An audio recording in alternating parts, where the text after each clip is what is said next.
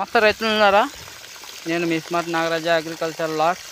రైతులారా, ఈ మండటేసులో చూడండి, చెట్లు వాడిపోకుండా ఈ మల్చింగ్ పేపర్ సెంటర్లో కానీ వాటర్ కానీ వదులుకుంటే మనము కూలింగ్నెస్ ఇచ్చి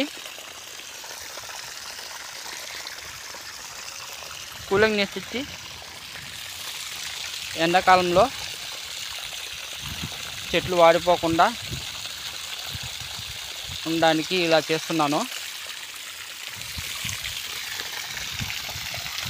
42 డిగ్రీల సెంటీగ్రేడు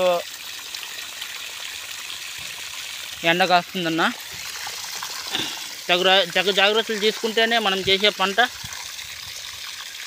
నీట్గా వచ్చేదానికి ఆస్కారం ఉంది.